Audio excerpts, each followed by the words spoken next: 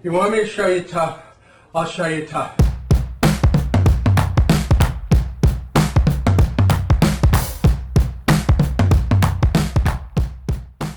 Combat sports are your best option for self-defense. There are many martial arts, and there is a rough divide between the two, those that fall into combat sports and those that fall into non-sporting martial arts where there's no competitive live sparring element, where most of the knowledge is limited to theoretical knowledge reinforced by passive drilling. If you have a choice between a combat sport versus a non-sporting art based around theoretical knowledge and passive drilling, go with a combat sport. I hope you like pain. Nothing will prepare you for the intensity of a genuine altercation better than combat sports.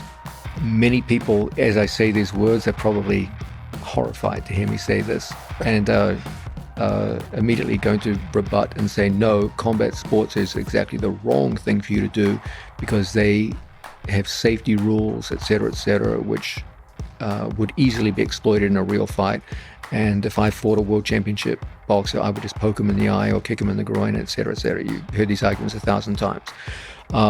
Yes, there is some validity to these things, but as a general rule, if you ask me to bet in any form of street fight, call it what you want, between a combat sport adherent versus someone who simply trains with drills and talks in terms of theories of what they would do in a fight, I'm going to go with the combat sport guy every single time.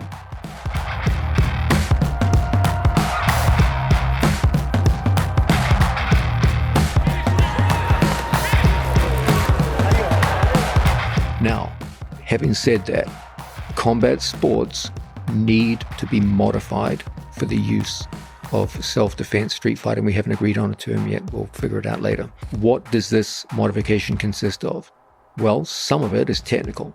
Okay, for example, a boxer in a street fight now has to punch without wrapped or gloved hands, and that's problematic. Okay, your hands are not really designed for heavy extended use of clubbing hard objects. There's a very high likelihood of breaking your hands. Mike Tyson was one of the finest punchers that ever lived, but in one of his more famous street fights against Mitch Green in the late 1980s, he broke his hand with one punch that he threw his opponent. He hit the wrong part of the head and broke his hand. And he was one of the most gifted punchers of all time. If he can do it, you'll certainly have trouble protecting your hands when you go to throw blows. Nonetheless, this is easily modified, and so a boxer can throw with open hands or with elbows, and so just a small modification in technique can overcome that problem.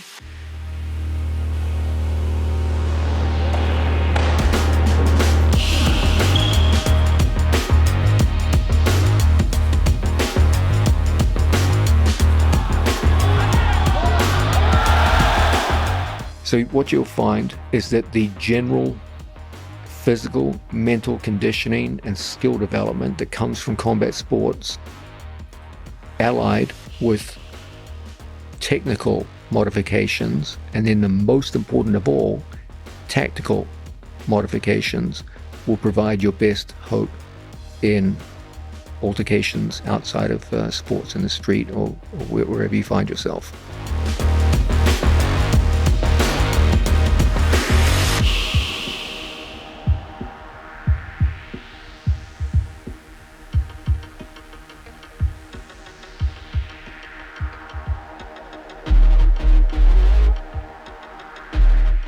The least effective approaches to self-defense that I have observed in my life have been those where, as I said, people talked theory, drilled on passive opponents, and generally had no engagement in live competition or sparring in their training programs.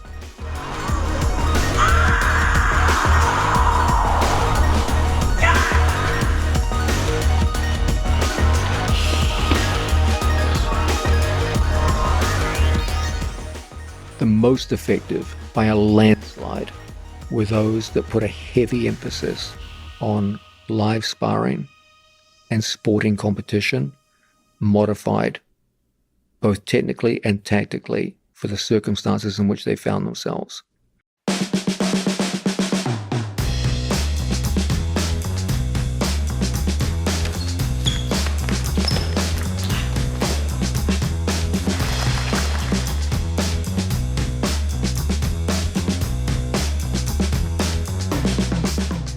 People talk, for example, about how, and with some validity, that weapons will change everything in a street fight. There's absolute truth to that. But this extends into weapons as well. Okay? The most effective forms of knife fighting that you'll see will be those who come from a background in fencing, because it has sparring and a competitive sport aspect to it. But would pure fencing be the appropriate thing? Of course not. You'd have to modify it. But the reflexes, endurance, physical mobility that you gain from the sport of fencing could easily be modified to bladecraft in a fight situation. Hey! Hey! Hey! Hey! Hey! Hey!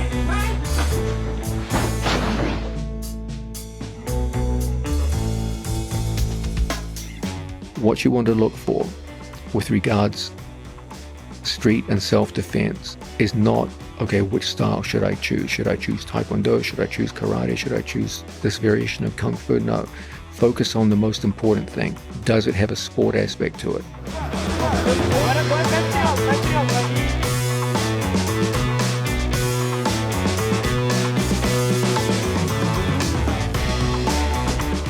Then, once you've made sufficient progress in the sport aspect of that martial art, start asking yourself, what are the requisite modifications and technique and tactics that I have to use or to input to make it effective for street situations?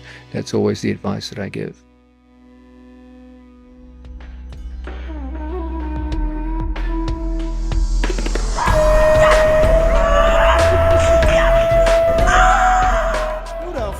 That guy.